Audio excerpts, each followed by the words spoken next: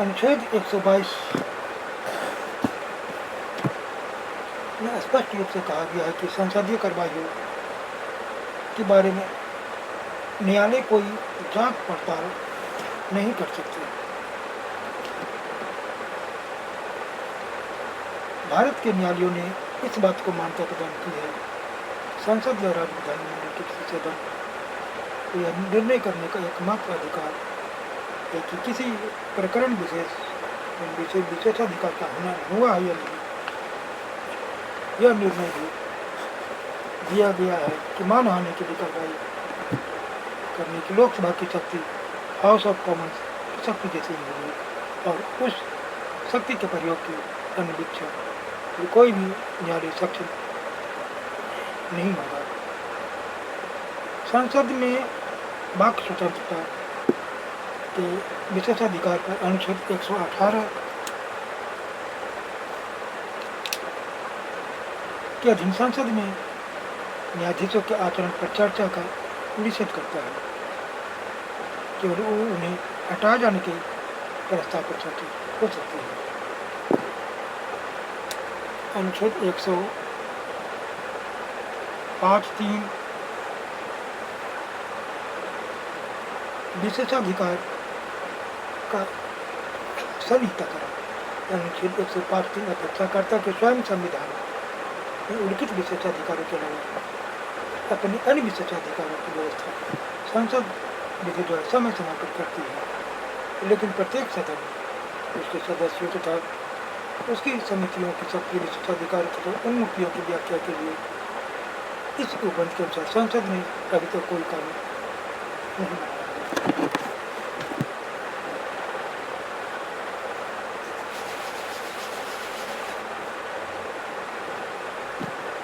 राष्ट्रपति की विधायी शक्ति है।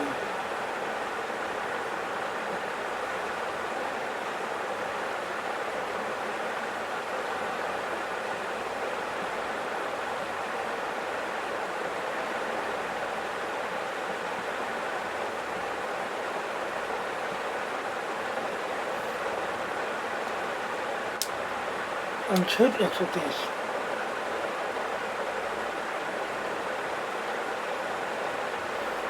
अनुच्छेद 123 राष्ट्रपति को शक्ति प्रदान करता है कि संसद के दोनों सदनों का सत्र न चल रहा हो और उनको समाधान हो जाए कि ऐसी स्थिति पैदा हो रही है कि तत्काल कार्रवाई की जाने की आवश्यकता है, तो वह अध्यादेश जारी कर सकते हैं।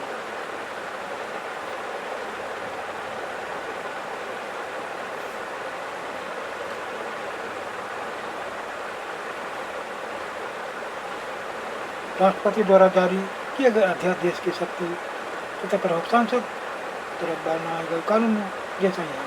अब बात केवल इतना है कि ऐसे सभी अध्यादेश संसद के पुनः सम्मिलित होने से 6 सप्ताह के भीतर 6 सप्ताह की अवधि समाप्त होने पर या उससे पूर्व ये दोनों सदन उसका अनुमोदन कर दें निष्क्रिय हो जाते हैं। दोनों सदनों की तुलनात्मक भूमिका। संसद के दोनों सदनों को सभी क्षेत्रों में समान शक्ति तथा दर्जा प्राप्त है।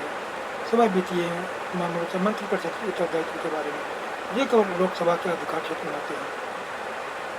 राज्यसभा की शक्तियों पर निम्न अंकुश लगाए गए हैं। वित्त विधेयक राज्यसभा में पूरा स्थापित नहीं किया जा सकता। राज्यसभा धन विधेयक को न तो अस्वीकार कर सकते हैं और न ही इसमें संशोधन कर सकते हैं। धन विधेयक के बारे में वह केवल सिफारिशें कर सकते हैं। यदि ऐसा विधेयक 14 दिन की अवधि के भीतर लोकसभा को नहीं लौटाया जाता तो ऐसे विधेयक के बारे में समझा जाएगा कि उसे उक्त अवधि की समाप्ति के बाद दोनों सदनों की उस रूप में पारित कर दिया गया है। कोई विधेयक धन विधेयक है या नहीं इसके बारे में निर्णय लोकसभा के अध्यक्ष करेगा। राज्यसभा वार्षिक वित्तीय विवरण पर चर्चा कर सकते हैं। वह अनुदान की मांगों पर मतदान नहीं करा सकते। राज्यसभा को मंत्रिपरिषद के प्रति अविश्वास प्रस्ताव पारित करने की शक्ति नहीं है। अनुच्छेद 75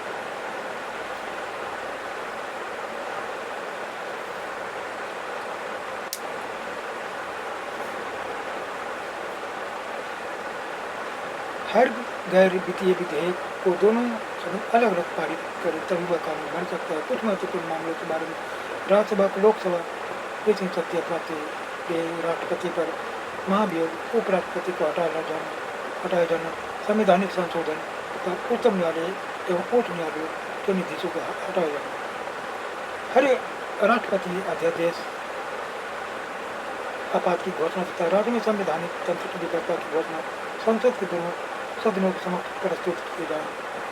धन विधेयक तथा संविधान संशोधन विधेयक के अलावा किसी विधेयक पर यदि दोनों सदनों के बीच कोई असहमति हो जाए तो उसका निपटारा दोनों सदन एक संयुक्त बैठक में करेंगे। वहाँ मामलों का निपटारा बहुमत से किया जाता है। दोनों सदनों की पूर्वक ऐसी बैठकों की अध्यक्षता लोकसभा करता है। अनुच्छेद 108 के अनुसार